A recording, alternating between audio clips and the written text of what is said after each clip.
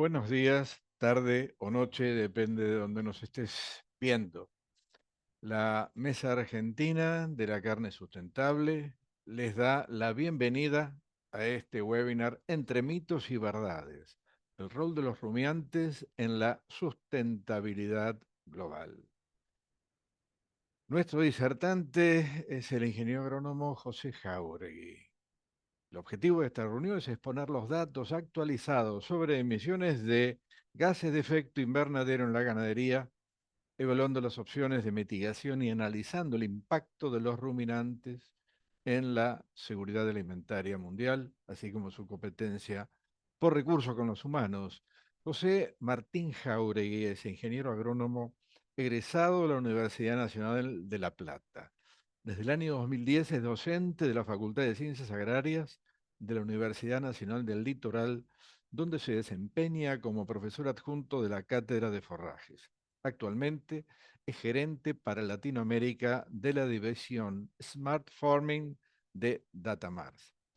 También es especialista en ciencia aplicada por la Lincoln University de Nueva Zelanda y doctor en ciencias agrarias de la Universidad Nacional de Mar del Plata. Su área de experiencia es la ecofisiología de las pasturas y el desarrollo de sistemas ganaderos sustentables. Como lo van a poder ustedes verificar, es un entusiasta en la comunicación en el sector agropecuario. Sin más, los dejo en compañía de José Jaure. Que lo disfruten como nosotros lo hemos disfrutado muchas veces.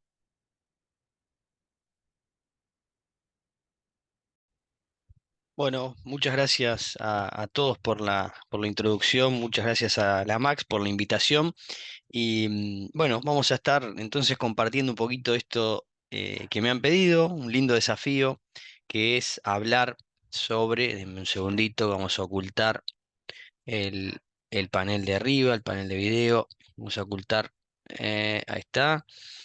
Bien, entonces vamos a hablar un poquito de esto que para mí es un tema apasionante, que me encanta, que tiene que ver con la sustentabilidad, con la ganadería y con algunas por ahí mitos o cosas que van perdurando, que van quedando en el imaginario.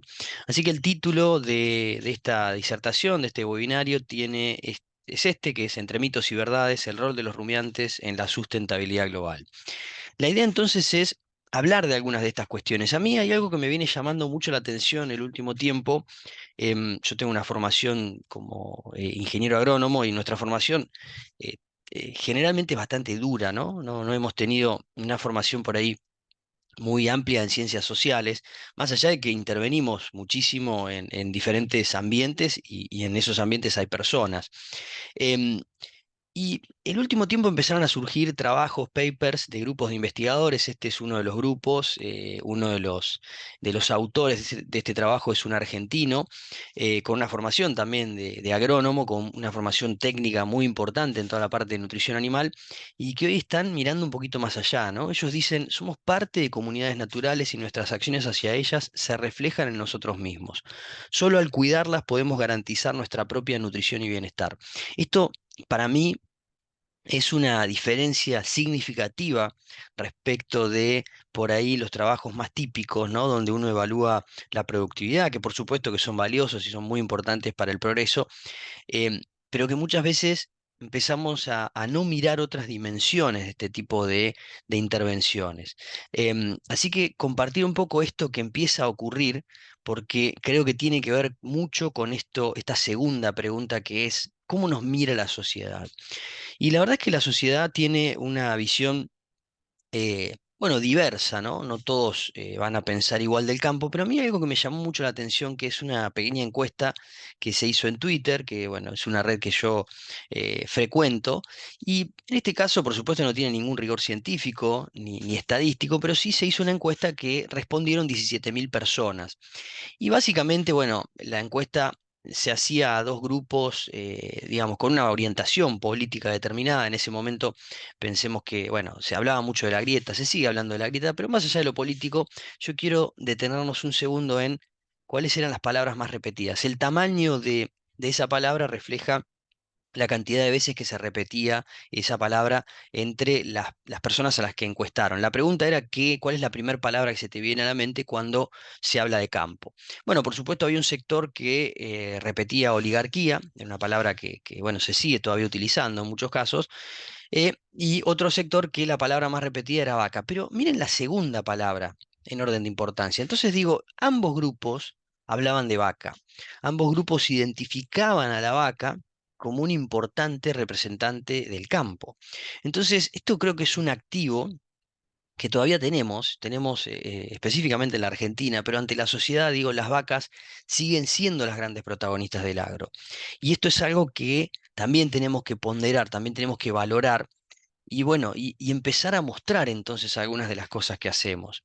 Pero por supuesto no todos nos sonríen, no todos piensan bien de nosotros. Como decía al principio, ¿no? Hay una diversidad de opiniones a nivel social, a nivel global sobre todo. Y podríamos empezar hablando de algunos filántropos famosos como Bill Gates, quien empieza a sugerir que los países ricos solamente deberían comer carne sintética. También hace algunas predicciones un poco apocalípticas, ¿no? Respecto de que las próximas pandemias van a tener un impacto cada vez mayor y entonces tenemos que reducir nuestro consumo de productos animales porque las pandemias vienen de los animales, etcétera, etcétera, ¿no? Una visión, insisto, bastante apocalíptica, pero muy presente. Eh, bueno, Paul McCartney, quien muchas veces me ocurre en algunas clases, ¿no? Mostrar a este personaje y que no lo conozcan. Las generaciones más nuevas por ahí no lo conocen, pero bueno, creo que acá somos todos bastante contemporáneos. Un genio de la música y hablando de los lunes sin carne. Los lunes sin carne fue una iniciativa global que arrancó proponiendo entonces que como la carne, sobre todo la carne vacuna, tenía tanto impacto ambiental negativo, por supuesto esto podemos desmitificarlo y luego lo vamos a hacer, pero como tenía tanto impacto ambiental negativo, entonces dejar de comer carne los lunes era como un servicio que hacíamos al ambiente. Por supuesto, cuando se estima la reducción de emisiones a nivel global que generaría dejar de comer carne durante 52 días del año, un séptimo del año, más o menos la reducción total de emisiones globales está en el orden del 0,5%. Es decir, es insignificante, ¿no? Pero bueno, son campañas que generan mucho ruido incluso a nivel local. Luego la legislatura porteña, bueno, se adhiere a este lunes sin carne y esta iniciativa, bueno, tuvo un poco un auge acá, promovido entre otros actores por la Unión Vegana Argentina, que hace un lobby muy bueno en este sentido, bueno, por una causa que creen justa, que es que la gente no coma productos animales. Entonces, bueno. Digo, cómo esto a nivel, algo que a nivel global por ahí, antes las cuestiones eran mucho más regionales, ¿no? Hoy vivimos efectivamente en un mundo globalizado donde muchas de las cosas que a veces nos parecen lejanas empiezan a ocurrir cada vez más rápido en nuestros países. Por ejemplo, este tipo de movimientos. Bueno, sin ir más lejos, algunos también famosos activistas veganos, PETA, la Organización Protectora de Animales, una de las más importantes del mundo, hablando de, bueno, este rapero famoso que se transforma en vegano. Quizás el ejemplo más emblemático y el representante más importante que hoy tiene PETA en PETA Latino, digamos, en su división, es Joaquín Phoenix, quien, bueno, es un gran activista vegano y entre las cosas que hizo Joaquín Phoenix, por ejemplo, en su entrega de los Oscars, cuando le entregaban el Oscar por su papel en la película El Guasón, él dedica esos minutos, eran 3 4 minutos, en el que hablaba a 400 millones de personas que lo veían en vivo, pero muchas más que por supuesto vieron el mensaje replicado en diferido, y él decía que hablando, bueno, cuestiones negativas asociadas a la producción lechera, que nos sentíamos con derecho a sacarle los terneros a las vacas y a tomarnos su leche. Bueno, cosas realmente muy fuertes, con mucho impacto desde lo emocional. Y contrario a lo que muchas veces seguimos repitiendo, el hombre no es un ser racional, el hombre es fundamentalmente un ser emocional.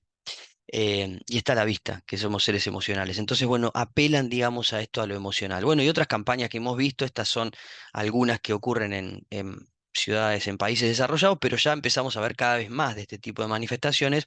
Sin ir más lejos, podríamos ir, en julio se da Palermo, y siempre en Palermo, cuando uno sale, tenemos activistas veganos, tenemos carteles de Greenpeace, carteles de organizaciones ambientalistas, hablando generalmente en contra del campo o en contra de la producción animal. Em, entonces digo, uno puede empezar a pensar y a cuestionarse, ¿no? El problema es la ganadería. O sea, hay un problema con la ganadería. Y bueno, vamos a ver un poquito algo de los datos en contraposición con algunos relatos, ¿sí? Y vamos a tratar de poner blanco sobre negro, que muchas veces es difícil hacerlo. Vamos a tratar de concentrarnos un poquito en estas cuestiones.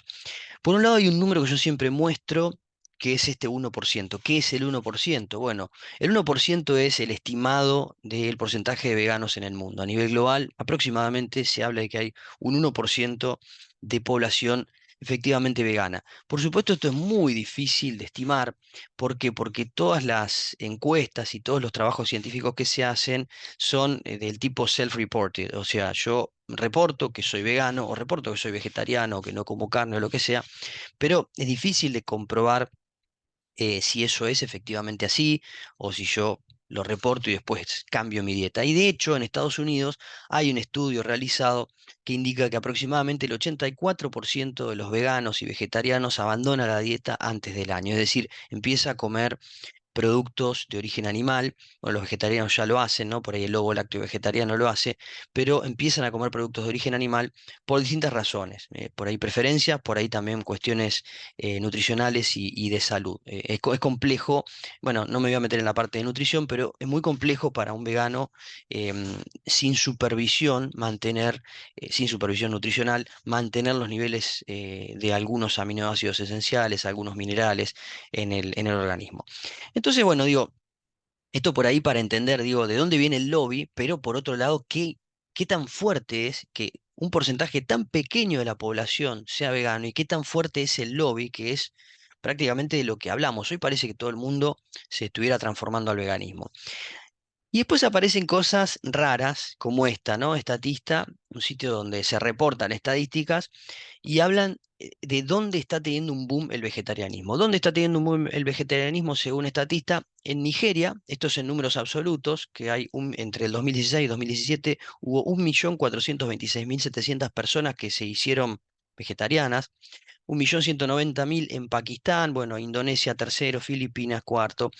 Digamos que el único país desarrollado acá sería Alemania e Italia, ¿no? Y por ahí Tailandia también podría ser, y Turquía seguramente que está ahí en el borde, el resto son todos países en vías de desarrollo. Por otro lado, cuando uno contrasta contra los ingresos de esos países, dice, bueno, la verdad es que Nigeria no sería un gran ejemplo para decir por qué la gente se está volcando al vegetarianismo, porque el 90% de la población de Nigeria en el año 2018 vivía con menos de $6.85 por día, que es la línea que utiliza el Banco Mundial para definir a la pobreza. ¿Sí? La línea de la pobreza, según el Banco Mundial, es menos de $6.85 por día. Entonces, hay mucha gente viviendo por debajo de la línea de la pobreza, en Pakistán lo mismo, en Filipinas y en Indonesia, que son curiosamente los cuatro países donde, según Estatista, el vegetarianismo está teniendo un boom. Entonces, también muchas veces hablo de esto de la romantización de la pobreza, ¿no? Países que consumen una gran cantidad de vegetales, gran cantidad de legumbres, eh, pero no porque esa sea efectivamente su elección, sino porque no tienen la opción o no tienen el acceso a productos animales. Entonces hay una especie de romantización de la pobreza que se ve clarito en este tipo de gráficos. Entonces digo, la ganadería es un gran chivo expiatorio. Podríamos hacernos estas preguntas. Yo no tengo las respuestas a todas estas preguntas, simplemente voy a dejar algunas reflexiones y después cada cual podrá sacar sus conclusiones. Vamos a empezar con el uso de la tierra, que es una de las cuestiones que se menciona con mayor frecuencia.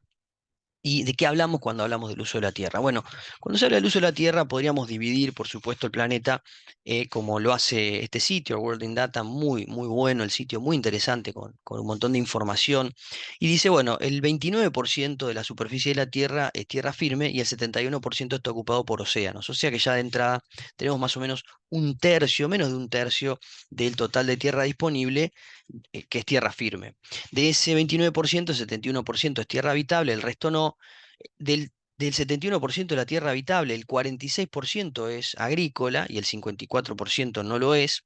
Y de la parte agrícola, y acá es donde empiezan los primeros cuestionamientos a la ganadería, decimos que el 77% de la tierra agrícola está ocupada por ganadería de carne y leche y el 23% por cultivos. Pero a su vez dice, bueno, el 23% de esos cultivos me aportan el 82% de la demanda global de calorías, el suministro global de calorías, perdón, y la ganadería de leche y carne solamente el 18%.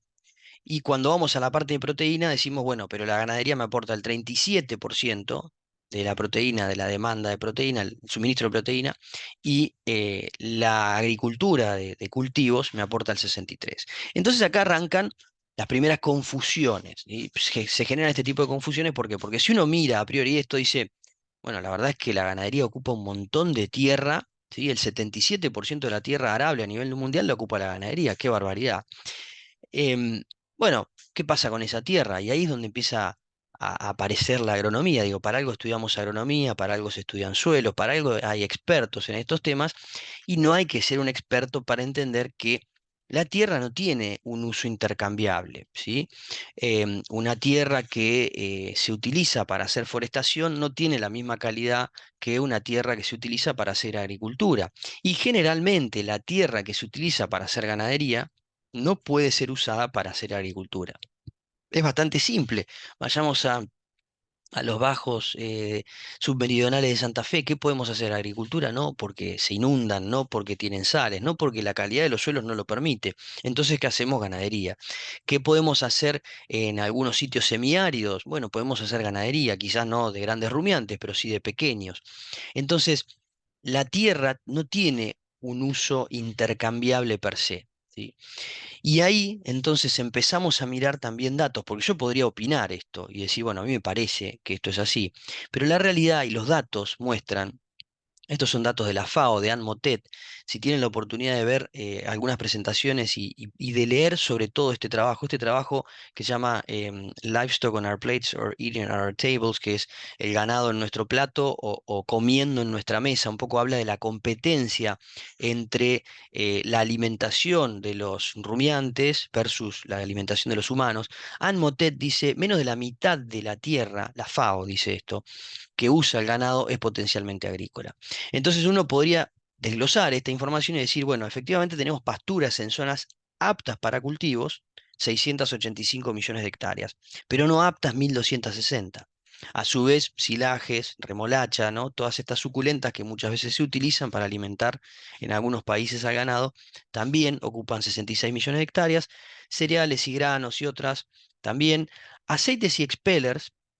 Ahí podríamos discutirlo también, porque efectivamente los expellers son un subproducto de la industria aceitera, con lo cual no competirían tampoco. Subproductos 28, y tenemos residuos de cultivos, que de vuelta, esos son 121 millones de hectáreas, que tampoco son efectivamente, digamos, no están compitiendo. El rumiante ingresó a comer un residuo de un cultivo, por ejemplo, un rastrojo de maíz, un rastrojo de sorgo o de trigo, o de cualquier otro cultivo. Entonces, ¿hay una competencia? Sí, hay una competencia, pero es una competencia mucho menor que la competencia que nos están mostrando. Podríamos hablar quizás de que entre un tercio, ¿sí? y el 40% de la tierra que hoy ocupan los rumiantes, efectivamente podría tener un uso alternativo. Con las implicancias también que tendría remover, por ejemplo, pasturas perennes para pasar esos recursos a cultivos anuales, que también podríamos discutir. Hay una pérdida de carbono y un montón de recursos que no van a quedar de la misma forma. Entonces, si hablamos de cambio de uso de tierra, también podríamos hablar de qué pasaría si removemos recursos perennes y transformamos esos recursos perennes en recursos anuales. Por otro lado, se habla del calentamiento global. El calentamiento global, yo hablo más de calentamiento global y no de cambio climático. Para cambio climático, a veces cuando uno habla de clima, requerimos a veces de decenas de miles de años, ¿no? Para hablar de ciclos climáticos, por ejemplo, no sé, la última glaciación, digo, son periodos más largos, pero bueno, se habla más de calentamiento global como un fenómeno más, digamos, actual, más acotado en el tiempo. Entonces, ¿qué pasa con el calentamiento global? Primero quiero mostrarles un videito para reflexionar que lo pasaban en Animal Planet, ¿sí? Miremoslo.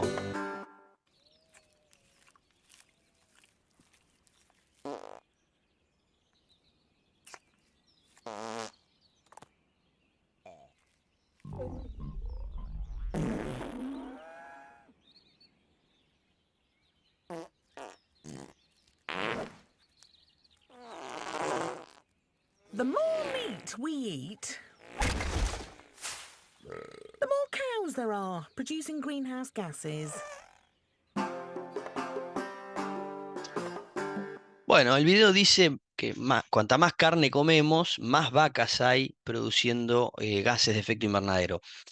Asumiendo varias cosas. A mí de ese video me quedo con dos o tres cosas. Por un lado que hablamos solamente de vacas como productoras de gases de efecto invernadero, pero también lo son las ovejas, también lo son los rumiantes naturales, ¿no?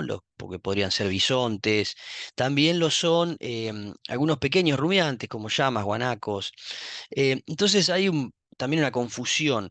Y asimismo el video mismo, ya de entrada, está mostrando que parecería como que la oveja no es un rumiante, ¿sí? Porque la oveja está mirando ahí y bueno, y como que mira a la vaca como diciendo qué te está pasando cuando la oveja básicamente tiene el mismo sistema digestivo, un sistema digestivo muy similar al de una vaca. En fin, más allá de eso, digo, esto es un video viejo. Fíjense, el formato es un formato 4:3. Esto se ponía en televisiones de tubo, seguramente, antes de que hubiera televisiones de LED o LCD. Y es un video viejo, pero ya en Europa, que Europa es uno de los continentes que hoy tiene la mayor proporción de personas que se vuelcan al veganismo, al vegetarianismo o a estas corrientes de no consumo de productos animales, esto es adoctrinamiento, ¿sí? Esto es a los niños pequeños empezar a, bueno, de alguna forma alimentarlos con información bastante parcial, información que no es completa, información que no considera un montón de aristas para que, bueno, desde chiquitos empiecen a crecer pensando que está mal comer carne o productos animales. Entonces, arranquemos un poquito con el tema de emisiones, que es básicamente lo que tiene que ver con esto del calentamiento global, ¿no? Entonces, las vacas, decimos, emiten metano, ahora vamos a ver un poquito, pero vamos a arrancar primero con qué es el cambio climático, porque para entender el tema de emisiones tenemos que entender el cambio climático. Cuando uno pregunta, esto es algo que a veces hago en las charlas, que es preguntar qué connotación tiene la palabra gases de efecto invernadero para ustedes. Generalmente la enorme mayoría de la gente dice que gases de efecto invernadero tiene una connotación negativa. Es decir, yo asocio GEIs con algo negativo. Eso es un gran error. Y ahora les voy a explicar por qué. Pero básicamente los gases de efecto invernadero en la atmósfera hay diversos, pero el más abundante, curiosamente, es el vapor de agua. Pero el vapor de agua tiene una capacidad de retener calor mucho menor, ¿sí? Muy baja, entonces no se lo considera y además, bueno, es parte, digamos, de nuestra atmósfera y varía constantemente, digamos, no es tan estable porque bueno, precipita y todo lo que ya sabemos. Ahora, el gas patrón que se utiliza es el dióxido de carbono. El dióxido de carbono se toma como gas patrón, entonces todos los gases de efecto invernadero se comparan con el CO2 en su capacidad de retener calor. Decimos el CO2 es uno, después tenemos también el metano tiene entre 27, 28, 25 según la versión del libro del IPCC que estemos leyendo, creo que la última habla de 27. Y después tenemos el óxido nitroso, los derivados, ¿no? De los NOx, que a veces se los llaman, que puede rondar entre los 200 y los 300 veces, ¿no? Se habla de 200 a 300 veces más poder de retener calor que el CO2. Y pasamos por último a los CFCs, que son los más preocupantes, que pueden estar en el orden de los miles de unidades comparado con el CO2. Entonces, em, mirando un poco esa película, empezamos a entender, ¿no? Que, bueno, la importancia que tienen estos gases de efecto invernadero. Pero ¿para qué sirven? Bueno, la verdad es que los gases de efecto invernadero en la atmósfera lo que hacen es actuar como una especie de frazada. El planeta Tierra es un planeta que tiene vida, ¿sí? Que alberga agua líquida, que en el resto de los planetas del sistema solar pareciera no haberla, al menos no en superficie. Hay alguna discusión en algunas lunas, pero a priori podríamos decir que en el resto del universo, de nuestro, no del universo, sino de nuestro sistema solar, no tenemos agua líquida. Ahora, desde el punto de vista planetario, la Tierra está a una distancia muy similar que lo que es el planeta Marte. Y el planeta Marte es muy diferente. Uno mira el planeta Marte y dice, la verdad, no hay agua líquida, no pareciera haber rastros de vida avanzada, o no conocemos, digamos. Entonces, digo, ¿cuál es la diferencia? La diferencia son estos gases de efecto invernadero. Nuestra atmósfera actúa como esta frazada, entonces permite que parte de la radiación solar que incide sobre el planeta, en lugar de irse hacia las capas altas de la atmósfera y perderse en el espacio, pueda quedar retenido en el planeta. Así como si ponemos un nylon hacemos un cerramiento en la casa y ponemos unos nylon o hacemos un invernáculo, vamos a ver que la temperatura interna es mayor que la externa. Y eso es lo mismo, ese es el mismo efecto que hacen los gases de efecto invernadero. Entonces, ¿son importantes? Sí, por supuesto que son importantes. El problema es que la frazada se está haciendo más gruesa. Entonces empezamos a ver que el impacto que tiene ese engrosamiento de la frazada es un incremento en las temperaturas. Ahora, la temperatura, por ejemplo, no mencionaba previamente, la temperatura promedio del planeta Tierra es unos 15 grados bajo cero, 15 grados centígrados sobre cero, perdón, y la de Marte es 15 grados bajo cero. Entonces ahí tenemos una fluctuación enorme. Pero lo que está ocurriendo es que de esos 15 grados centígrados, hoy estamos aumentando, más o menos aumentó 1 grado en los últimos, diríamos en los últimos 15 años o 20 años es donde se ha acelerado. Se empezó a acelerar en 1960, 1970 y vemos que hay efectivamente un incremento en la temperatura media. Entonces el planeta se está calentando. Uno podría preguntarse si ese calentamiento responde a factores antrópicos, es decir, si es el hombre el que lo está haciendo, o a factores naturales. Los factores naturales, ¿cuáles pueden ser? Bueno, grandes cataclismos generalmente, ¿no? Por ejemplo, una gran erupción volcánica puede generar caídas en la temperatura. Por ejemplo, acá, ¿no? En 1880 o por ahí, seguramente ha habido alguna erupción volcánica grande o algún evento que puede haber generado que la temperatura caiga. Ahora, cuando uno mira la curva asociada al ser humano, bueno, digamos que hasta el año 60, como decíamos antes, parecía que venían bastante de la mano, sin generar un calentamiento significativo, pero a partir del año 60 se dispara el impacto que tienen las actividades antrópicas en el aumento de temperatura. Entonces hoy existe bastante consenso. El consenso nunca es absoluto y esto lo quiero aclarar porque es muy importante para la ciencia. El consenso significa que hay un gran número de científicos que coincide en que el mayor responsable del cambio climático, del incremento de las temperaturas hoy es el hombre. Pero eso no quiere decir que no haya gente que piensa que pueden ser otras cosas, ¿sí? Y en eso se basa la ciencia. Es importante para la ciencia que exista cierto disenso para que se exploren todas las opciones y podamos finalmente, bueno, abordar estos consensos, ¿sí? De no existir el disenso, no existiría el consenso. Todos pensaríamos igual. Pero existe un enorme consenso de que el mayor responsable es el hombre. Ahora, hubo algunos títulos un poco apocalípticos, para repetir la palabra que decía al principio de Bill Gates, que indicaban que el planeta en los últimos años, y lo venimos viendo todos los años, está experimentando la temperatura más alta de toda su historia.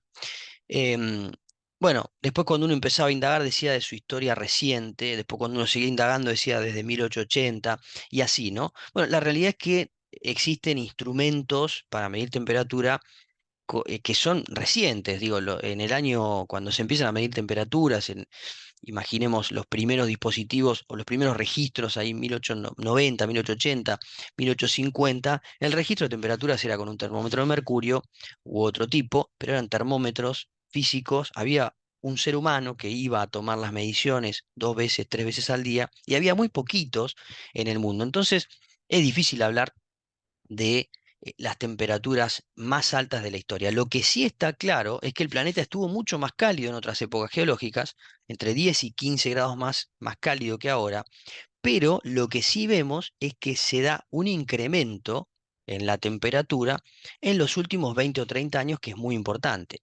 Y por otro lado, de la mano de este incremento, fíjense que hablábamos del año 1950, 1960, cuando empieza a dispararse ese aumento de temperatura, también empieza a dispararse el aumento del CO2.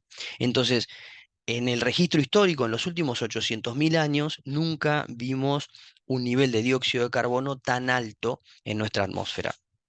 Y esto de vuelta, pareciera entonces tener un correlato con el incremento en las temperaturas. Entonces, esto es importante tenerlo en cuenta, pero hasta acá no estamos entendiendo bien qué rol tienen las vacas, ¿sí? No sabemos bien cuál es entonces la lógica detrás de las vacas. Bueno, lo cierto es que toda esta controversia arranca hace un tiempo, pero yo diría que el punto de inflexión del rol del ganado en el cambio climático fue este informe. Este informe, La larga sombra del ganado, de FAO, es un informe que, como vemos, está en blanco y negro, ¿sí? Hay un ganado cebú haciendo sombra. Por debajo se ve, digamos, un paisaje bastante árido. Podríamos decir incluso que hay como un río ahí medio seco. Bueno, un paisaje medio lunar, bastante feo. ¿Qué dice La larga sombra del ganado? Que es un reporte que todavía hoy, ¿no? Va a cumplir 20 años este reporte. Todavía hoy muchos medios de comunicación, muchos influencers, muchos artistas siguen utilizando este informe para comunicar algunas de las verdades tergiversadas que mostró. La larga sombra del ganado decía que la producción animal es la mayor responsable de emisiones del mundo. Acá hay un tema que eh, el concepto es lost in translation, ¿no? Cuando hacemos traducciones del inglés al español a veces se pierden algunas cositas y una de las cosas que se pierde es que livestock en inglés no es solamente ganado de carne, de leche, como conocemos nosotros, digamos, no es solamente vacas, sino que también incluye todas las otras producciones, ¿sí? Incluye todos los monogástricos, cerdos, pollos, peces. Entonces, livestock en realidad es ganadería en su concepto más amplio, ¿sí? Desde rumiantes grandes, pequeños, desde pollos, cerdos, aves, sí, todos los otros animales que estén siendo producidos en la tierra para alimentar al ser humano. Y a su vez dicen, bueno, es el 18% del total de las emisiones y es más que el transporte. O sea, el ganado emite más que el transporte. Y aparece, bueno, el malo de la película era el metano. El metano era el malo de la película o es el malo de la película, por lo que decíamos al principio, una molécula de metano equivale, según cuál de los informes leamos, a unas 28 moléculas de dióxido de carbono, con lo cual calienta mucho más o aumenta el efecto del calentamiento global. Pero, como siempre digo, es qué difícil que resulta comparar, como hizo la FAO en el año 2006, el transporte, ¿sí? Esto, con esto. Yo quisiera que reflexionemos un minuto y pensemos cuánta fijación de dióxido de carbono puede estar haciendo eh, un vehículo parado en un embotellamiento o circulando por un camino en una ciudad, cuánta fijación de dióxido de carbono podrá estar haciendo comparado con esto. Desde que aprendemos sobre la fotosíntesis en nuestros primeros años de primaria, de vida, sabemos que si hay verde hay fotosíntesis, si hay fotosíntesis hay captura de CO2, y si hay captura de CO2, bueno, tenemos un ciclo diferente del ciclo de quema de combustible fósil, que básicamente es un ciclo de emisión, no hay captura. Y esto, si uno quisiera resumirlo, podríamos hablar de un ciclo biogénico del carbono. ¿Qué es el ciclo biogénico del carbono? Tenemos dióxido de carbono en la atmósfera, ese dióxido de carbono es utilizado por las plantas, que lo van a transformar en celulosa y almidón y otros componentes. Una parte de esa celulosa y almidón es ingerida por las vacas. Estoy resumiendo, ¿no? Muy simplificado esto. Y una parte también queda retenida en dióxido de carbono en raíces y biomasa. De ahí lo importante también de lo que hablábamos antes, de los recursos perennes, de cómo estos recursos van a tener capacidad de explorar en profundidad el perfil, de fijar entonces más carbono. Y la vaca, en su enorme capacidad, la vaca es un ser formidable. Yo muchas veces me cuesta entender cómo la gente no puede ver lo increíble que es la vaca, el rumiante en general, en esta capacidad que tiene de transformar un recurso fibroso indigestible para el hombre, que nosotros nunca podríamos aprovechar, en ambientes en los que no podríamos hacer agricultura, y transformarlo en carne, leche y subproductos. Pero la vaca tiene una contrapartida, que es, en realidad la digestión la hacen las bacterias que están en el rumen, bacterias y otros microorganismos, y esas bacterias, como subproducto de la digestión, sobre todo de alimentos fibrosos, forrajeros, emiten metano. Y ese metano entonces se va a la atmósfera y se convierte en un problema. Pero ¿qué pasa? ¿Y de qué es lo que no hablamos? No hablamos de la vida media de esos gases. ¿Y por qué es importante? Porque ese metano que está en la atmósfera ahora y parece un gran problema, resulta que en unos 12 años se vuelve a transformar en dióxido de carbono y se reinicia el ciclo. Entonces pensemos en gran parte de nuestros sistemas, que son sistemas con muy poco uso de energía fósil, ¿sí? Muchos de nuestros sistemas ganaderos utilizan muy poca energía fósil. No hay una inyección de dióxido de carbono neta o no hay una inyección importante de dióxido de carbono adicional. Con lo cual, este gas, el metano, ¿sí?, se recicla a CO2 y este ciclo se cierra. Entonces, si entendemos esto, si entendemos de la vida media, lo que difiere significativamente es que si este CO2 proviene de fuentes, por ejemplo, de quema de combustibles fósiles, ahí hablamos de que hay una vida media de más de 1000 años. Entonces la diferencia es enorme. La FAO toma nota después, en el año 2009 se publica un paper de Pitesky y Mitloehner y otro autor más. Mitloehner es un gran activista también que trabaja en la UC Davis en California. También les recomiendo mirar sus videos muy didácticos. El Clear Center de California tiene un montón de videos muy didácticos explicando estas cuestiones. Y en el año 2013, a raíz de ese paper, la FAO toma nota y decide modificar mágicamente la portada de su libro, que ahora es un nuevo informe, 7 años después, en color verde, vemos una majada de ovejas, y habla de abordando el cambio climático a partir del ganado. O sea, pasamos de la larga sombra del ganado a abordar el cambio climático a partir del ganado. ¿Qué es lo que dice acá la FAO? Que las emisiones totales de la producción animal ahora son del 14,5%, ya no son más del 18%, o sea que bajaron un 20%. Y por otro lado, a su vez desglosa las emisiones de una manera mucho más concreta, cosa que en el informe de 2006 no estaba tan concreto, y dice el 60% de las emisiones corresponden a la ganadería de carne y leche. Sí, o sea que si hacemos el 60% de 14,5 me da el 10%. Entonces, el 10% de las emisiones globales hoy corresponderían a la ganadería de carne y leche. Y podríamos ir un poquitito más adelante, esta es la última información que hay, al 2015, o sea, pasaron todavía 8 años y no tenemos otra información más nueva, pero vemos que al 2015 las emisiones globales ahora de toda la ganadería son del 12%. ¿Sí? O sea, de la ganadería de todo, ¿no? De toda la producción animal, podríamos decir.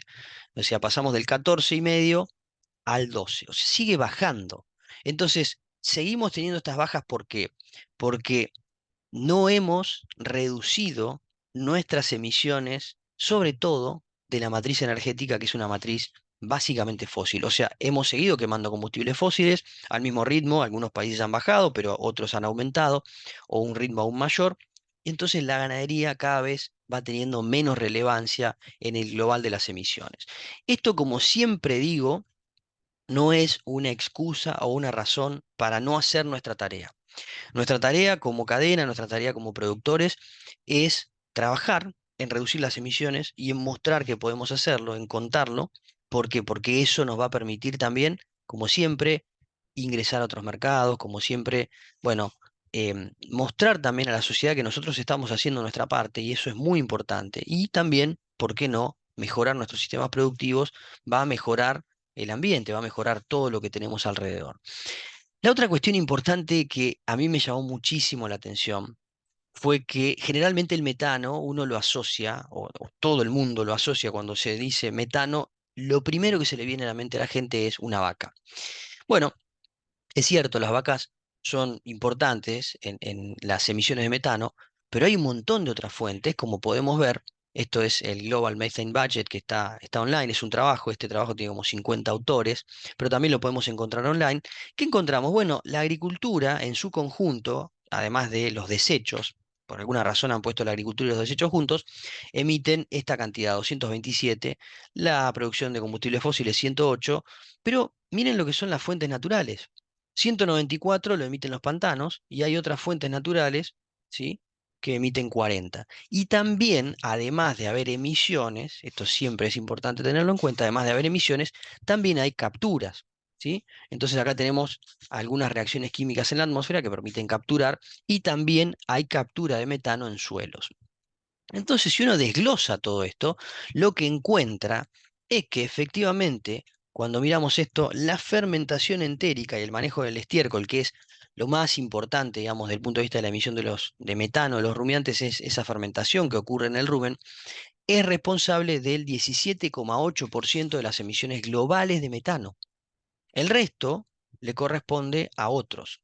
Y a su vez las fuentes naturales en algunos casos superan también a las fuentes antropogénicas. Entonces, Esto también tengámoslo en cuenta. ¿Para qué? Para que cuando hablemos de metano, sepamos que también hay otras fuentes, ¿sí?, que son responsables de esa emisión.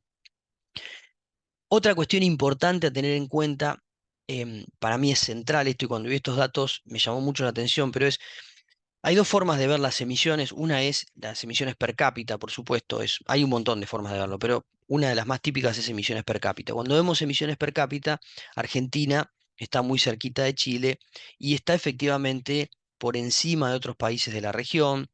Y fíjense cómo Reino Unido ha venido bajando, por ejemplo, sus emisiones y se está acercando a Argentina. Australia y Estados Unidos están siempre un poquito más picando en punta, pero bueno, vemos que incluso en comparación con los otros países, con países desarrollados que vienen, pareciera, bajando sus emisiones, Argentina viene subiendo.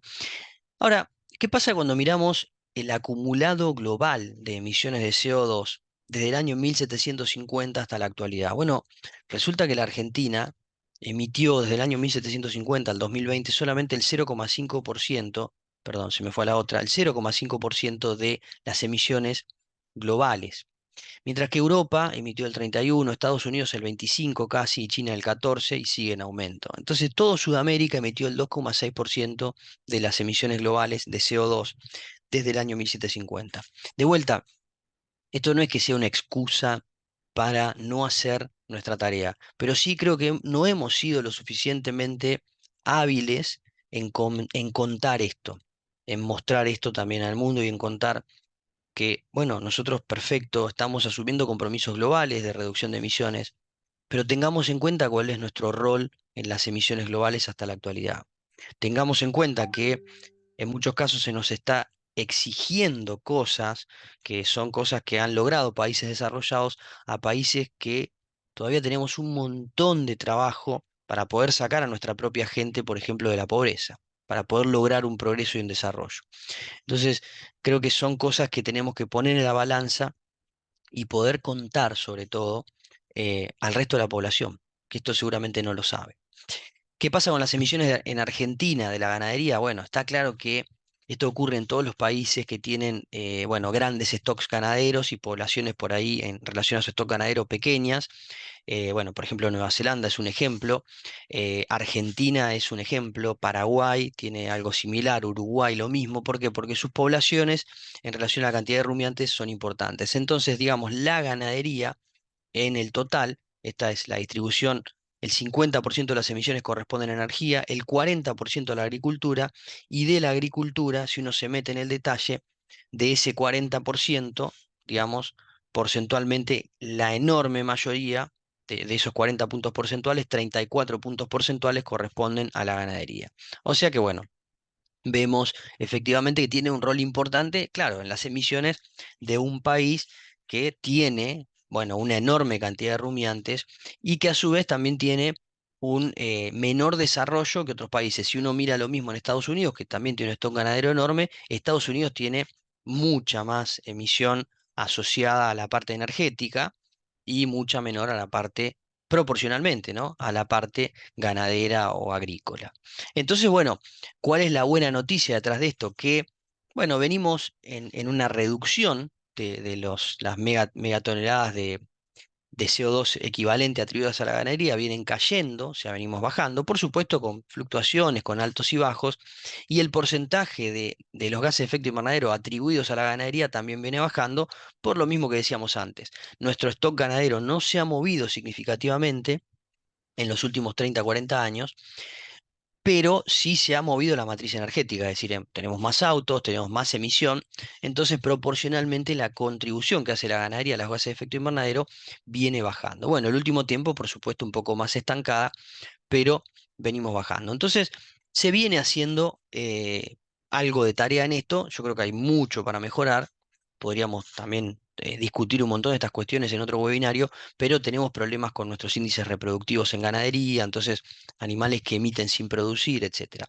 Pero hasta ahora hablamos de emisiones, y la emisión es importante, por supuesto que es importante. Pero ¿qué pasa con la captura? Bueno, resulta que en algún momento Bigliso puso este paper, un paper súper interesante, que hablaba de que el Mercosur, ¿sí?, básicamente era carbono positivo, los sistemas pastoriles extensivos, tenían mayor captura que emisión en el Mercosur. Entonces esto daba pie, por supuesto, para decir, bueno, efectivamente el Mercosur entonces tiene la capacidad de ofrecerte una carne carbono neutro y nuestro sector, el sector ganadero, es un aportante neto a la captura. Fantástico. ¿Qué pasó con este paper de Biliso? Bueno, fue respondido por otro grupo de autores y se generó una controversia muy grande porque había algún tema metodológico que fue discutido. Entonces quedó un poco en algún punto opacado este trabajo, que yo creo que es un trabajo que tuvo un impacto enorme y muy bueno. Fue muy bueno porque Ernesto puso el tema en la mesa de discusión.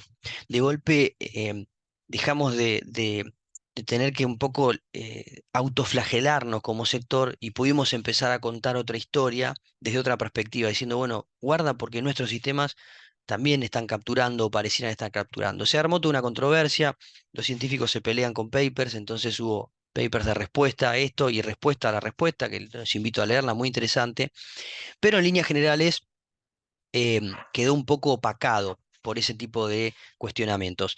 Ahora, la realidad es que hace mucho tiempo que sabemos que las pasturas perennes pueden capturar gran cantidad de carbono. Lo que decía al principio, todo bien si uno pensara en transformar un sistema que hoy está bajo una pastura en un sistema de cultivos anuales, pero la consecuencia casi inmediata de eso es que hay una caída en los niveles de materia orgánica. Acá podemos ver, esto es un trabajo hecho en Balcarce en el año 97 por Stuart, vemos una caída en los niveles de carbono orgánico cuando se hacía cultivo anual, ¿sí? Por ejemplo, rotaciones anuales bien manejadas, por supuesto, rotaciones anuales, la materia orgánica del suelo caía. ¿Qué pasaba en el año 8? Este trabajo incorporó a un sector del campo pasturas. Dijo, bueno, vamos a romper con esta dinámica, una parte pasa a pasturas, la otra sigue bajo cultivo. La parte que fue a pastura aumentó el nivel de carbono en el suelo y la parte que siguió bajo cultivo cayó.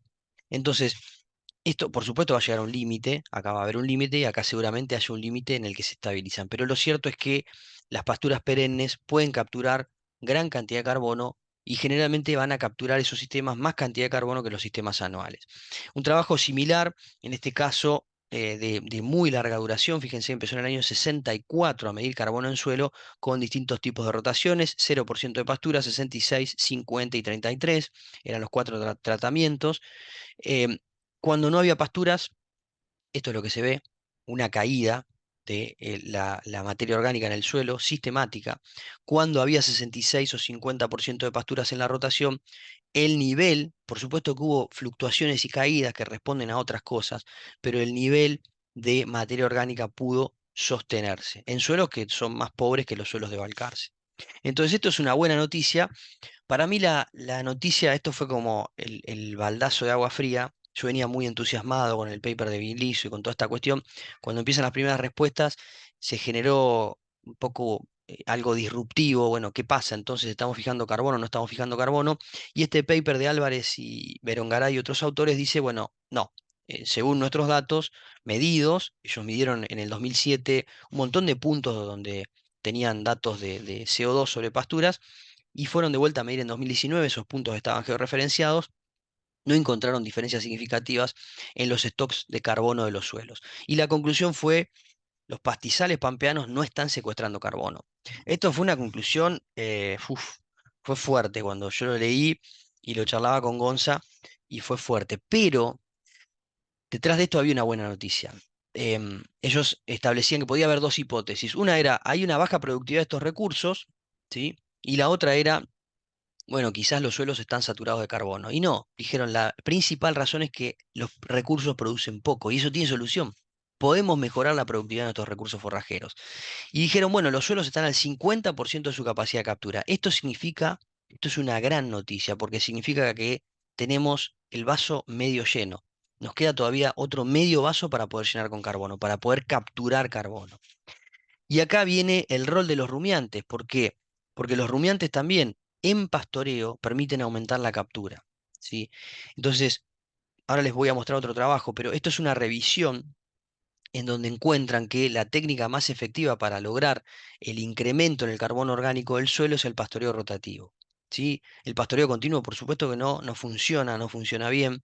Y la técnica más efectiva no es ni la fertilización, ni el uso de urea, ni todas estas enmiendas orgánicas, sino la técnica más efectiva que encontraron estos autores es el pastoreo rotativo comparado en este caso con el continuo. Entonces, pastorear en forma rotativa las pasturas aumenta el carbono del suelo. Y hay un trabajo para mí que es insignia de la zona, trabajo muy reciente, lo hicieron algunos autores de la UBA, en el que ellos dicen, hicieron dos tratamientos. Acá a la izquierda hay una clausura y a la derecha hay un pastizal pastoreado. En esta clausura uno a priori podría decir, bueno, hay más arbustos, entonces debería haber más captura y toda la cuestión que a veces se habla, como que pareciera que siempre el estrato arbóreo es superior en captura o arbustivo es superior en captura al pastizal. La realidad es que en los pastizales pampeanos, cuando retiraron los rumiantes durante más de 3 años, se redujo la biomasa de raíces en un 62% y la profundidad en un 40%. Si se redujo la biomasa de raíces, eso tiene un correlato en menos fijación. Entonces, otra de las conclusiones fue esta, que el rumiante en esos ambientes en los que coevolucionó, pensemos que esos pastizales hace por ahí decenas de miles de años que están en esos lugares, son lugares donde hubo pastizales. Esos pastizales coevolucionaron con rumiantes más pequeños, sí, es cierto, no había vacas, pero coevolucionaron con rumiantes, o sea, estaban sometidos a presión de pastoreo. Si lo sacamos, el pastizal pierde esa capacidad o pierde esas características y entonces deja de tener el potencial de fijación de carbono que tenía antes. Termino con 2 o 3 conceptos muy cortitos. Primero quiero hablar de competencia por alimentos y seguridad alimentaria, pues ya estamos en tiempo cumplido. Hay un primer concepto que es que el rumiante compite con con el ser humano. Entonces, en algún momento le dije a mi hermana, ¿podés dibujarme, que es este dibujo de la izquierda, ¿podés dibujarme un ser humano que tenga un rumen? Y esto sería, ¿no? Un ser humano con un rumen. ¿Por qué? Porque para competir efectivamente tendríamos que comer alimentos fibrosos y degradarlos, cosa que no podemos hacer. Más o menos, si uno come lechuga, la digestibilidad que tiene la lechuga para el ser humano es más o menos del 4%. El otro 96% lo perdemos, no lo podemos digerir. Entonces, el rumiante sería al revés. Podría digerir seguramente el 70 o el 80% y lo otro lo perdería. Entonces, ¿cuál es la verdad detrás de esto? Primero, que cuando se habla de eficiencias de conversión, que decimos, bueno, el rumiante es muy malo transformando alimentos porque no es un monogástrico, entonces yo le tengo que dar muchos más kilos, por ejemplo, de maíz que a un pollo para que me dé 1 kilo de carne. Por supuesto, es cierto, eso es una cuestión de fisiología digestiva que la aprendemos en la facultad o quien entiende mínimamente algo de nutrición lo va a saber. Ahora, el problema es que estamos analizando solamente un periodo del rumiante.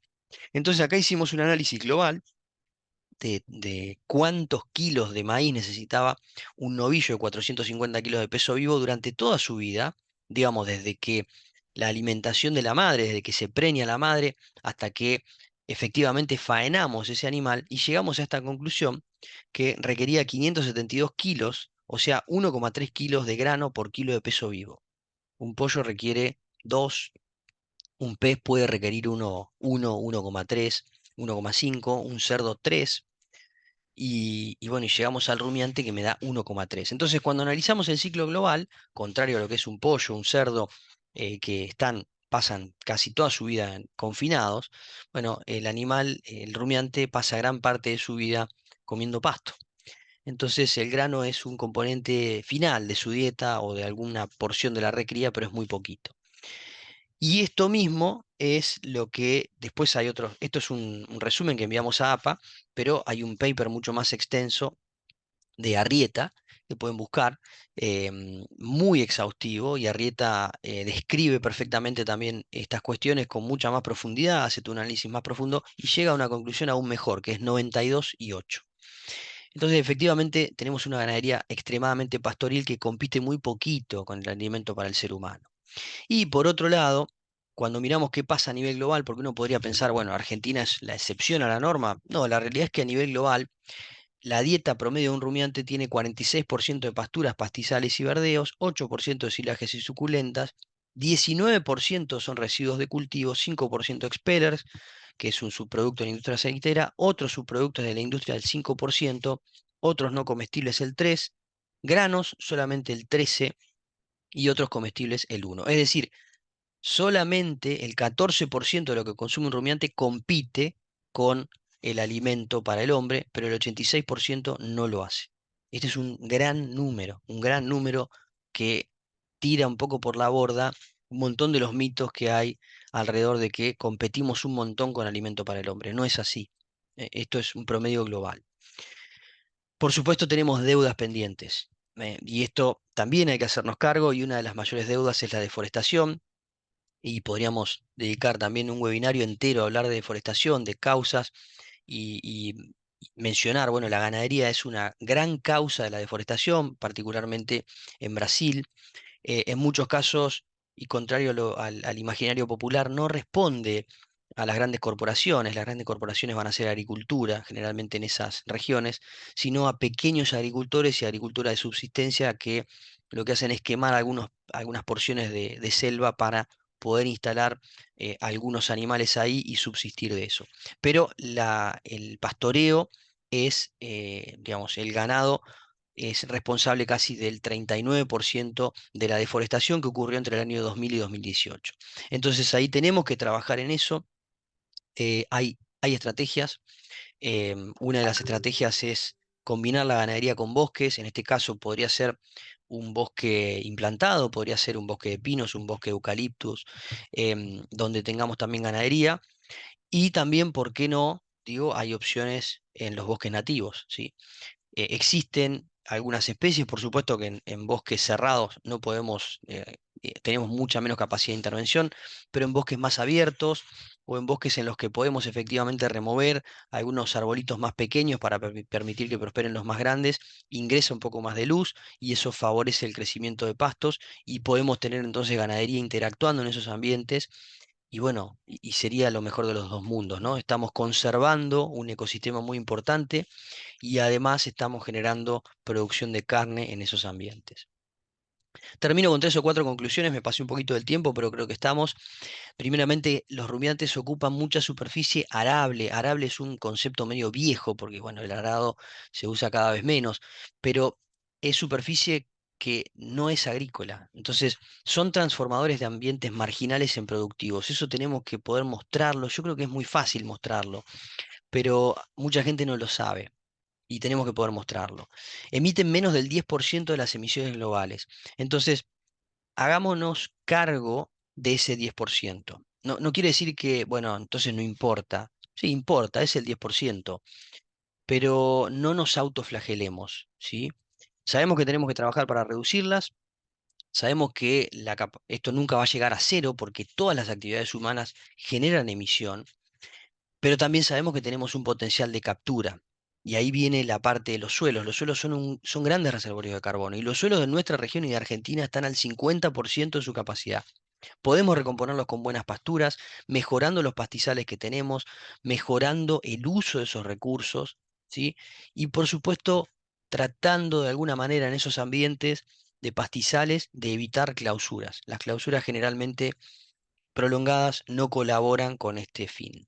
Los rumiantes, a su vez, esto no lo mostré, pero son aportantes netos de proteína a nivel global. O sea, por cada 600 gramos de proteína digestible por el hombre que yo le doy a un rumiante, el rumiante me entrega 1 kilo de proteína digestible por el hombre. Es un aportante neto. Y el mundo, contrario a lo que a veces mencionamos, el mundo no está ávido de calorías. Las calorías están, digamos. El mundo está ávido de proteínas. Los mayores déficits en muchos países, por supuesto que hay déficit de calorías en algunos países, pero el mayor déficit no es un déficit de calorías, sino de algunos aminoácidos esenciales que son provistos por rumiantes. Y la deforestación es una deuda pendiente de la ganadería y tenemos que pensar y buscar estrategias para utilizar en forma racional los bosques, integrando ganadería allí donde sea posible. Entonces esto también es una oportunidad y es algo para cambiar por ahí nuestro foco y la forma de hacerlo. Y 3 o 4 reflexiones. Por un lado, existen un montón de mitos alrededor de la producción, pero también hay realidades que debemos abordar y muchas cosas que tenemos que modificar. Y estamos de acuerdo en esto. Eh, no se mencionó nada acá, pero sin duda tenemos que trabajar en el concepto que siempre menciona Polo, que es en una salud. ¿sí? El concepto del bienestar animal, que son cosas que están cada vez más en boca de todos y cada vez se trabaja más en la cadena, pero que todavía tenemos un montón de deudas pendientes y sobre todo deudas en cómo comunicamos eso. Por eso digo, el segundo punto es esencial comunicar mucho mejor lo que hacemos. Cuando reaccionamos es tarde. Cuando estamos respondiendo, como nos pasa todo el tiempo, un comunicado, un informe, un comentario de un famoso, llegamos tarde.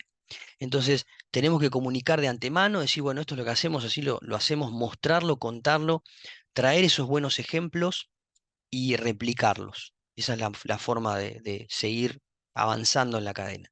Y por supuesto, para eso también tenemos que hacer ciencia para generar datos y combatir relatos, porque muchas veces nos quedamos con opiniones. Hoy tenemos un montón de oportunidades para hacer ciencia, tenemos un montón de oportunidades de generar buenos datos, y de esa es la forma de combatir los relatos, ¿sí? Con realidades, con información dura, y tenemos gente que además le gusta esto, le gusta investigar y puede darnos una mano. Con eso entonces, bueno, me despido. Muchísimas gracias de vuelta por la oportunidad y ahora, bueno, abro el espacio para preguntas. em, Así, bueno, si hay alguna duda, alguna pregunta, seguimos avanzando.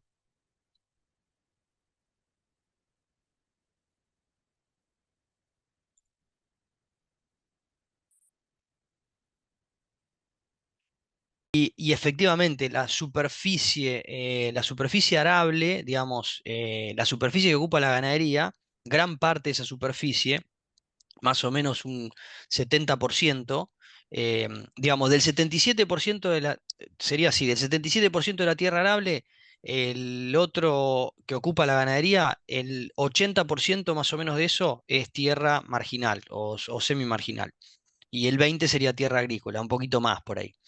Entonces, efectivamente es extensiva y bueno, sí, coincido que em, cuando uno lo muestra así, por eso digo, cuando uno lo muestra o se muestra en los medios de comunicación, claro, es un número choqueante, pero es como decir, y mirá, 2/3 de la Tierra están cubiertos por agua.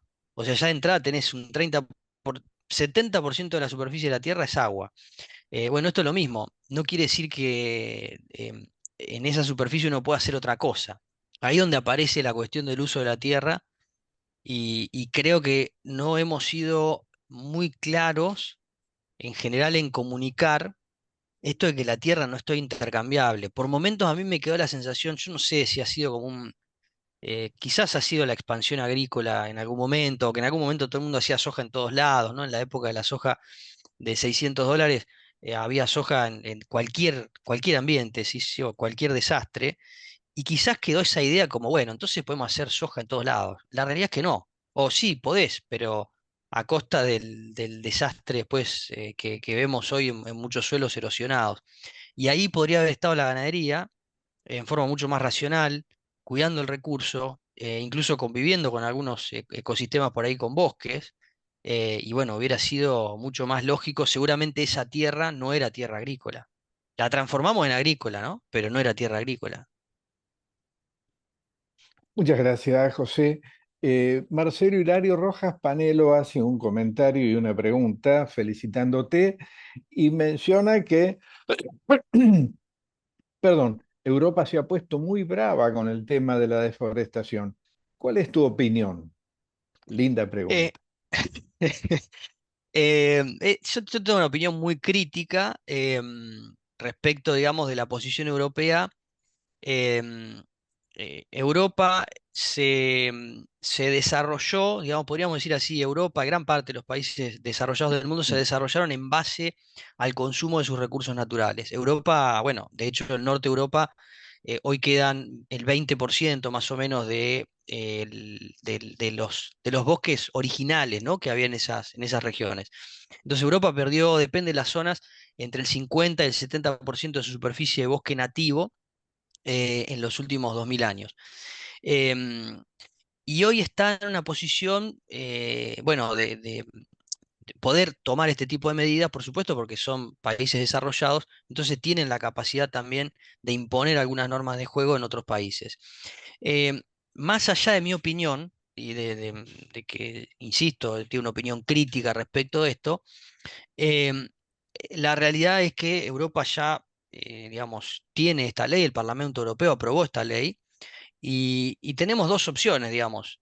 em, o nos ajustamos a la ley y logramos seguir, digamos, exportando alimentos a Europa, o nos quedamos al margen y, bueno, no le vendemos a Europa. Eso tiene sus riesgos. Uno podría decir, vamos al margen, nos quedamos al margen, no vendemos a Europa. Eso tiene sus riesgos. ¿Por qué? Porque mucha de la legislación europea usualmente después es replicada en otros países. No es que, bueno, lo hace Europa y después no lo hace más nadie. Después lo hace China, después lo hace Estados Unidos. Entonces después todos los países van tomando un poco la normativa y la aposta. Em, entonces, bueno, ya creo que fallamos un poco en el lobby, en el buen lobby, en haber explicado un poco mejor algunas cosas, y otras cosas son inexplicables, ¿sí? O sea, hay cosas que hicimos que están mal, y son inexplicables. Y bueno, y hemos hecho, insisto, hay zonas de la Argentina, no vamos a poner nombre y apellido en las zonas, pero hay zonas de la Argentina que han hecho catástrofes, son visibles las catástrofes, en pos del avance de la frontera agrícola, en pos del avance de la ganadería. Eh, entonces, bueno, creo que eso, por supuesto, nos tendría que llevar a reflexionar, em, más allá de lo que diga Europa. Yo realmente creo que Europa es muy hipócrita en su visión, pero más allá de lo que diga Europa, debería llevarnos a reflexionar a nosotros, porque también hemos avanzado como sociedad entendiendo, che, no podemos hacer cualquier cosa en cualquier ambiente. Pero bueno, nos faltó un poco más de lobby, por ahí en mostrar un poquito más cómo hacíamos las cosas, y bueno, en tratar de lograr también. Yo a veces digo, pongo el último ejemplo y cierro porque me queda muy largo, sino la reflexión, pero me pasó una cosa muy curiosa, que va a pasar lo mismo acá, en Santa Fe. En Santa Fe, cuando hacen la ley de bosques, no hay más zonas verdes en Santa Fe, son todas zonas amarillas y rojas, con lo cual ya no se puede intervenir en ninguna zona sin permiso. Las rojas no se pueden tocar, las amarillas con un permiso.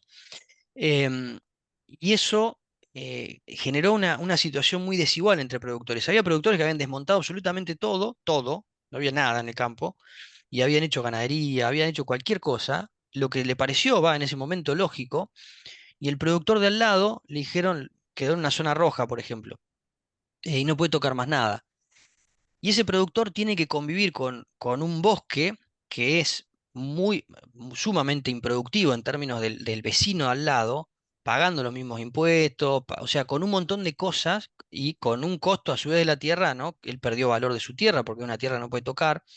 Entonces se generan algunas distorsiones también que, bueno, como siempre digo, el mercado no puede definir todo porque sería un delirio, pero también es un poco injusto para algunos productores. No estamos hablando de acá de magnates, estoy hablando de casos puntuales conocidos de pequeños productores que quedaron con un campo improductivo mientras veían al vecino al lado produciendo. Entonces eso creo que es un poco algunas de las inequidades que se pueden generar con esta legislación. Cierro paréntesis, muy largo. Gracias. Una pregunta de Marcelo Fernández. ¿Estaría estandarizada la medición de stock de carbono? Ve que hay mucha diversidad en la metodología. Sí, en realidad hay un estándar, o sea, hay diferentes metodologías, pero generalmente hay un estándar. Hay distintas formas de abordarlo. O sea, hoy las mediciones que se hacen, por ejemplo, si yo quiero estimar mediciones de un sistema, puedo usar los datos de emisiones del IPCC. Entonces digo, bueno, tengo este ganado con estas características, y en función de, no sé, la raza, del peso, de un montón de factores, yo estimo las emisiones de la dieta, estimo las emisiones que tiene ese animal o esos grupos de animales. Em, entonces hay un estándar, pero después, bueno, puede haber distintas variables. Por ejemplo, cuando se estiman, como hace poquito que salió ese informe de la NASA, que hablaban de la Argentina, que era carbono, que fijaba más carbono el que emitía, que ahí se generó toda una confusión, porque salieron a decir, bueno, entonces la ganadería es carbono neutro, y nadie había dicho eso. Era simplemente, mirá, un país que según las mediciones que hace un satélite, sos carbono positivo, pero no quiere decir que la ganadería sea neutra, positiva, negativa. Bueno, eso es otra metodología. Es una metodología usando ya satélites. Entonces, hay diferentes formas, pero hoy a nivel predial hay bastantes estándares que pueden llevarte, por ejemplo, si uno quisiera a nivel de un predio estimar las emisiones, lo podría hacer. Tiene distintos niveles de complejidad y ver hasta dónde llega, pero podrías hacerlo con algunos estándares básicos. Muchas gracias. Manuel Jaramillo te pregunta, más allá del punto de atención sobre deforestación, ¿hay alguna otra área de mejora ambiental y social que consideres prioritaria para ser promovida por el sector ganadero argentino? Qué buena pregunta, Manuel. La verdad es que seguramente hay otras asociadas a, o sea, se me ocurren un montón. No sé si serían prioritarias, pero hoy tenemos que pensar seriamente, bueno, esto, Polo, no me voy a meter en tu tema, pero el tema del bienestar animal, el tema de una salud, son temas que realmente para mí son cada vez más importantes. em, Me parece que no le estamos dando la suficiente importancia, por ejemplo, mira, pongo un ejemplo de algo que pasó. Em, yo como mucha carne, mucha, realmente como mucha carne, asumo como mucha carne. Y mis hijos empiezan ¿viste? A cuestionarme. Tengo un hijo de 9 y una hija de 5. Mi hija de 5 es terrible. Papá, otra vez carne. Bueno, y el otro día veníamos andando en la ruta y, claro, ven cómo transportan las vacas, por ejemplo, ¿no? Un tema. Un día que hacían, 55 grados, habían sacado Hacienda. Yo decía, o sea, ¿a quién se le ocurre un día, viste, de ola de calor, transportar Hacienda? Un delirio absoluto. Bueno, estaban transportando Hacienda. Claro, y venía mi nene y me decía, pero papá, ¿por qué los llevan así? Y bueno, hija, porque los tienen que llevar, no sé, los estarán llevando a otro campo, pero ¿por qué con este calor? Y van todos apretados. Bueno, son cosas que para nosotros las hemos naturalizado porque siempre las vimos, pero las generaciones más jóvenes no las naturalizaron y yo creo que no las van a aceptar. O sea, para mí va a ser cada vez más difícil entrarle a un público en el que ven ese tipo de cosas en el transporte. Creo que el maltrato, bueno, todavía persiste, pero ya hemos superado mucho el tema del maltrato, los gritos, los palos, los perros, pero son todas cosas que van de la mano del bienestar animal. Em, y lo otro que para mí, yo lo veo, a ver, hay dos formas, pero yo creo que los sistemas confinados, que por otro lado son sistemas que siempre se promueven como que emiten menos por kilo de carne producido, también van a ser cada vez más cuestionados. Yo veo mucho tambo encerrado y la verdad es que cuando va la gente, en general, hay excepciones, porque hay como en todo hay excepciones, hay tambo encerrado, son espectaculares, pero mucho tambo encerrado que cuando vos llevas a alguien de afuera a verlo, te dice, ¿por qué la vaca está así? ¿Por qué tenés encerrada la vaca todo el día? Y en un feedlot va a pasar lo mismo. Em, y digo, yo creo que son cosas necesarias porque también es parte del ciclo. Es parte del ciclo. Engordar el último tramo es la parte más eficiente del animal, es donde uno logra el mayor beneficio ahí y además terminás antes del animal, no tenés tanta emisión al final. Pero yo no sé cuánto tiempo va la sociedad, digamos, a aguantarte ese tipo de manejo. Quizás sí, quizás no pasa nada. O quizás tenemos que ver cómo lo mostramos, cómo lo comunicamos, cómo hacemos algo diferente para que esa persona entienda, che, pero mira, yo encerré el animal, por ejemplo, para el transporte, solamente 2 horas de un campo al otro, no lo llevo un día que hace 50 grados. Y lo tengo en un feedlot, pero ¿sabés qué? Tengo sombra, tienen agua todo el día, están cómodos, tienen alimento. Mostrarlo de otra forma, porque la forma en que hoy estamos mostrando algunas cosas, me parece que en muchos casos me parece que nos perjudica. Excelente, José. Bueno, después arreglamos. Yo te dije que te iba a pagar un asado si me mencionabas el tema de bienestar animal, pero se te fue la ¿Viste? mano. Sí. Así que mencionaste mencionar el bienestar Ah, animal, una salud, pero te quiero hacer una aclaración. No son mis temas, son los temas de la MAX, son los sí, temas de la GRSB, es el tema de la sustentabilidad. sí, sí, No solamente yo, acá lo tenemos también de asistente al doctor Jesse, que es otro de los mosqueteros del bienestar animal de la MAX, así que te agradecemos este comentario. Seguimos con las preguntas. Eh, Aquí Mariano Latari te pregunta, ¿cuál es tu opinión respecto al abordaje bioeconómico de la ganadería. A partir del mismo se complementan en sinergia cuestiones productivas con ambientales y menciona el caso de Alianza del Pastizal. Bueno, estuvimos hace un tiempito ahí en Expo Agro en una charla que hablé un poco de bioeconomía del pasto. Son términos, hoy están de moda también, son términos lindos porque coincido en que aluden a un montón de cosas que son importantes.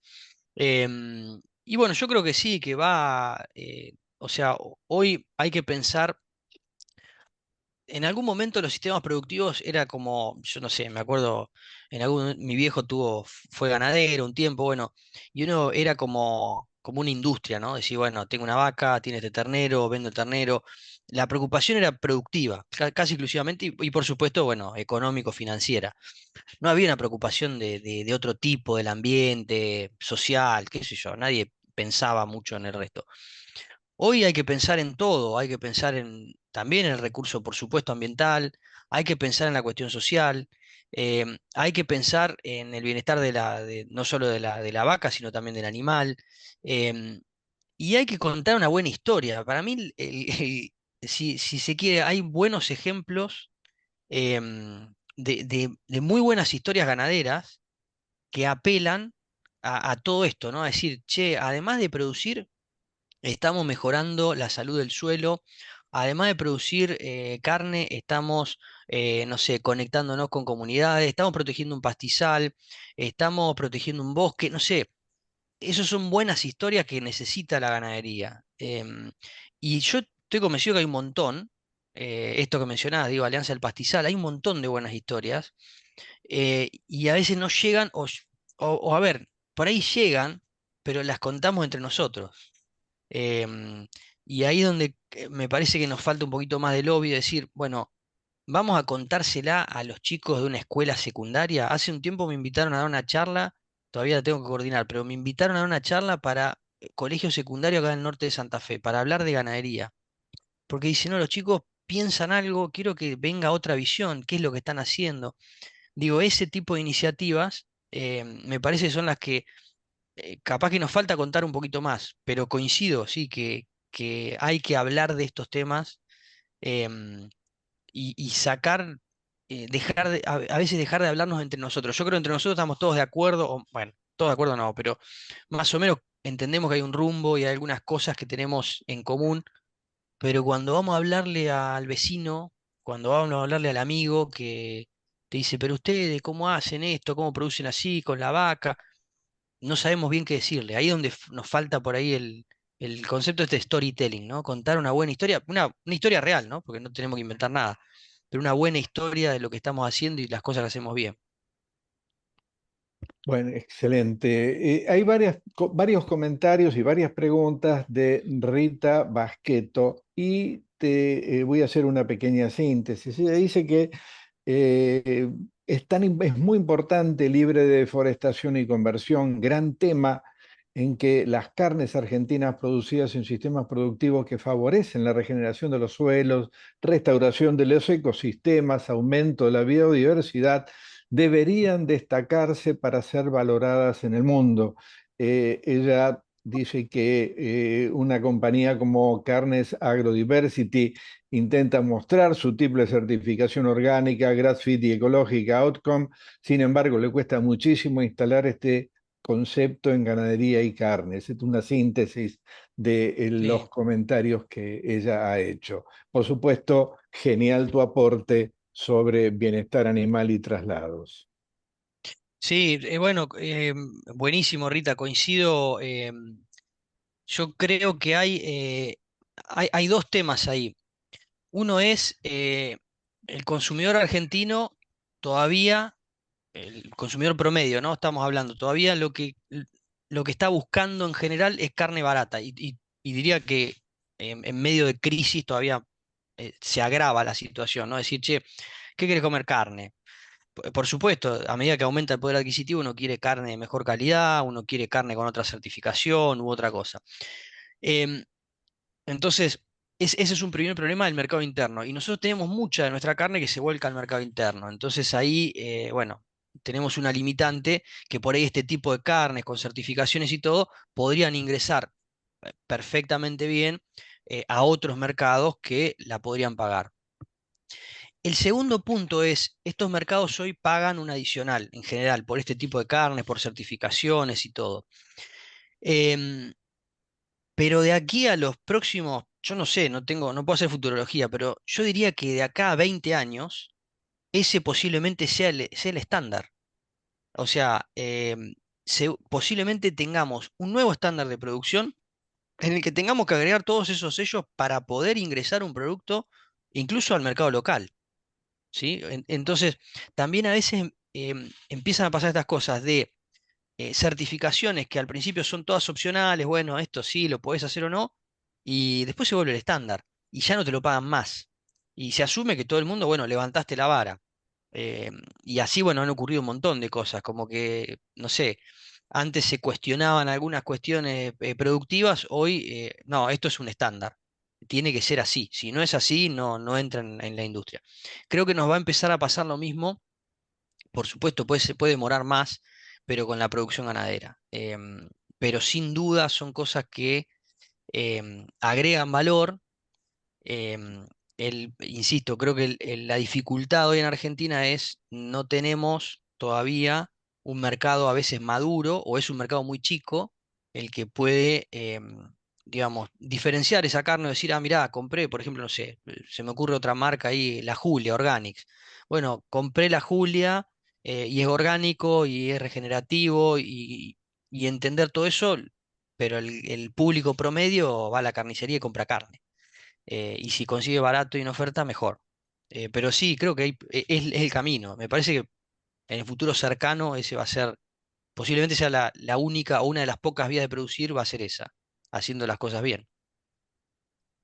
Bueno, creo que podemos ya ir cerrando con una última pregunta de Pablo Maldonado Vargas, que obviamente te felicita, y diciendo que estás invitando vos a reflexionar, y eso es importante, la reflexión que estás generando. Y le gustaría a él saber qué opinión tendría sobre la ganadería en humedales como la actividad ganadera de producción bubalina en sistemas pastoriles extensivos con procesos certificados tendientes a la sustentabilidad.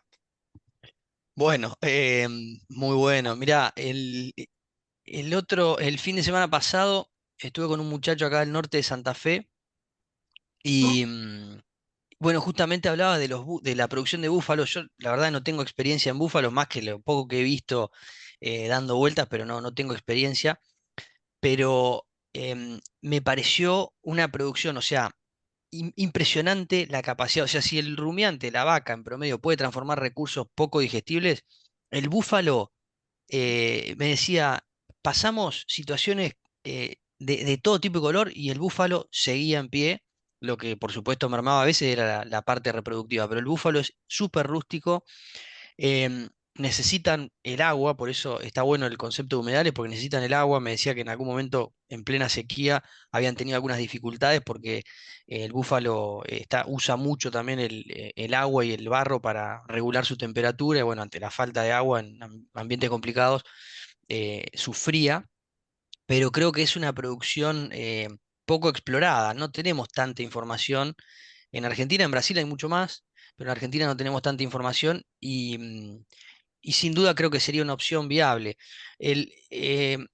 Hay también una discusión respecto de los humedales, bueno, que está, creo que todavía está ahí un poco, ya no tan candente, pero sigue estando en algún momento con el tema de la ley de humedales y todo lo que se quería por ahí intervenir en algunos territorios. Em, a mí me parece que tiene que haber un equilibrio, ¿no? Siempre entre lo ambiental y las necesidades también económicas y de alimentar una población que sabemos que va a seguir creciendo. Así que creo que sería una forma interesante. No sé, hay algunos humedales muy templados que no sé ahí por ahí cómo se comportaría el búfalo, que por ahí es más de ambiente más tropical. Pero bueno, creo que está bueno, me deja pensando porque no lo tenía mucho en el radar y al último tiempo empecé a ver más producciones y me pareció súper interesante de lo productivo. Tampoco hay mucho mercado, el mercado está un poco concentrado en algunas provincias y hay alguito de exportación, pero todavía poco.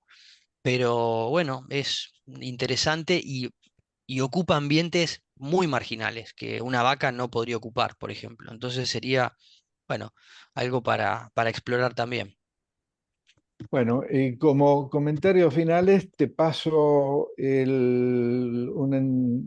un agradecimiento de, bueno, de nuevo Marcelo Gessi, que dice que él cree que es necesario trabajar, como decías, en la economía y en la licencia social. Es un trabajo que tendríamos que hacer desde la Max, y Rita Basqueto menciona que con otra ruralidad más presencial que genere más puestos de trabajo y un suelo fértil, las próximas generaciones van a poder alimentarse saludablemente. Y Manuel Jaramillo está de acuerdo totalmente contigo en el storytelling y en la existencia de casos exitosos, pero se debe evitar la generalización de que toda la producción ganadera es como esos Sí, casos. Se sí. debería motivar y no justificar. Realmente abundan las felicitaciones, y bueno, no sé si tendrías algún comentario adicional. Hago un par de comentarios yo y cierra este encuentro Carlos Barrios Barón. No, perfecto. Ay, sí, ahí le dije Rita y es Rina, así que bueno, perdón. Asumí que era Rita, pero era Rina. Em, Ah, yo dije y, Rina, yo me equivoqué, creo que me equivoqué yo, es Rina. no, y está ahí anotado, pero bueno. Y no, respecto a esto que decía Manuel, sí, coincido, Manuel, mirá, iba a mostrar una diapo que ponía ganadería sustentable entre signos de pregunta con dos fotos, ¿no?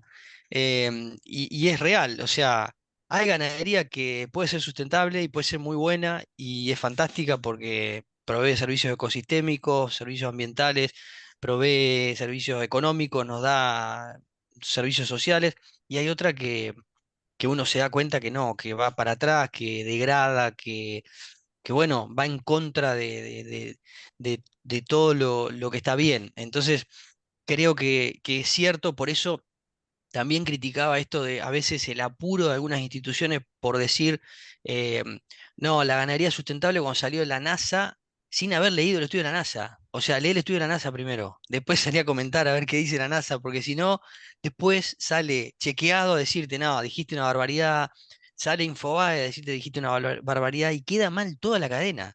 Por un comentario de que se supone que gente que tendría que leer, que está para eso, no leíste el ensayo, no leíste el estudio. Entonces sí, creo que también hay que ser cautelosos, porque bueno, estos pasos en falso son tierra fértil para, bueno, que después la gente siga criticando con razón muchas veces. Decir, che, bueno, pero vos dijiste esto, al final era una mentira. Así que simplemente eso, esa es la última reflexión. Y bueno, por supuesto agradezco a todos las preguntas, buenísimo, me encantó tanta interacción. Hay muchas cosas que no sé. Y bueno, y dejo un montón de preguntas seguramente. Había una parte de agua que no toqué, me parecía un poquito complejo. Pero bueno, a disposición, por supuesto, por cualquier otra cosa. Seguro que no será tu última participación y tendremos, dijiste que habías dejado cosas en carpeta. Bueno, vamos a Sí, trabajar sobre esas cosas en carpeta para el futuro. perfecto. Yo creo que poco puedo agregar, simplemente satisfacción.